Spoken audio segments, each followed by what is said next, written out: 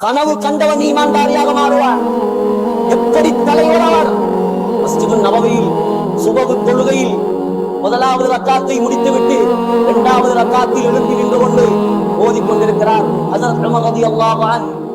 வெளிச்சம், லைட்டுகள், போக்கஸ் பல்புகள் இல்லாத காலம், ஈமானுடைய வெளிச்சம் மாத்திரம் இருந்த காலம். ஹஜ்ரத் முகீரத் இப்னு ஷஅபா ரலியல்லாஹு அன்ஹுடைய அடிமை, முகீரத் இப்னு ஷஅபாவுடைய அடிமை அபூ லுஅலுஆ ஃபைரோஸ் என்பவன் என்ன செய்தான்? ஒரு கத்தியை வைத்திருந்தான். எவ்வளவு பயங்கரமான கத்தி என்றால், இரண்டு பக்கமும் கூறாக்கப்பட்டு நடுவில் துடி போடப்பட்ட கத்தி. அந்த கத்திக்கு அரபியில் பெயர் ஹஞ்சர். ஹஞ்சர் என்ற கத்தி. சகோதரர்களே, அந்த கத்தியில நெஞ்சை பூசி வைத்திருந்தார் உமர். சுப்ஹானல்லாஹ். சொல்லும் பொழுது உலகத்துக்கு ஏற்பட்ட பேரிழப்பது, உலகம் காணாத இழப்பது. நபி அலைஹிஸ்ஸலாத்துக்கு பின்னால் ஸல்லல்லாஹு அலைஹி வஸல்லம் உடைய அருமை கலீஃபா தக்பீரை கட்டி தொழுவித்துக் கொண்டிருக்கிறார். இரண்டாவது ரக்காத்தில் குத்தினான். ஓடி வந்த உமர் ரலியல்லாஹு அன்ஹு 3 குத்து குத்தினான். உடல் அறுபட்டு ரத்தம் ஓடிக்கொண்டே இருக்கிறது. ஹஜ்ரத் உமர் ரலியல்லாஹு அன்ஹு அப்படியே தொழுகையிலேயே மயங்கி விழுந்து விட்டார். ஹஜ்ரத் உமரோடு சேர்த்து 12 சஹாபாக்களை குத்தினான் பிடிக்க வந்தவர். அதுல கிட்டத்தட்ட 6 பேர் அந்த இடத்திலேயே மௌத்.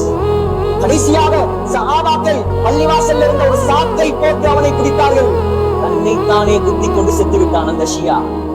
சகோதரர்களே, உமர் ரலியல்லாஹு அன்ஹுடைய ரத்தம் மஸ்ஜிது நபவி எல்லாம் ஓடுகிறது. அதற்கு உமரை, அந்த ஒப்பற்ற கலீஃபாவை, உலகத்தில் நீதியை நிலைநாட்டியவரை சஹாபாக்கள் சுமந்து கொண்டு போய் வீட்டில் வைக்கிறார்கள். முழிப்பு வந்த உடனே முதலாவது கேட்ட கேள்வி, நமக்கு முழிப்பு வந்தா இந்த காணி, இந்த கார், இந்த மனைவி, இந்த 100 ரூபாய் நகை, இந்த கட்டில இவ்வளவு இருக்குது, இந்த பேங்க்ல இவ்வளவு காசு இருக்குது, இதெல்லாம் கொடுத்து இவங்களுக்கு கொடுத்துருங்க. அவர் பேங்க்ல ஒரு ரூபாவும் இல்லை. ஒரு ஜனாதிபதி தான், உலகத்தையே கட்டி ஆண்டவர் தான். ஆனால் பைத்துல் மால்ல கூட 1 ரூபாய் சமண்டிக்கிறது கிடையாது. ஒன்று காட்டுகவா கொண்டிருக்கின்ற இப்படி ஒரு ஜனாதிபதி இருக்கவும் முடியாது, இருக்கவும் மாட்டான். சகோதரர்களே, முதலாவது தன்னை தொடர்ந்து கேட்ட கேள்வி, அஸ்ஸல்லைத்தும், மயக்கத்திலிருந்து முஸ்லிம்களே, இதற்கும் அவர்களுக்குமான பாடம்.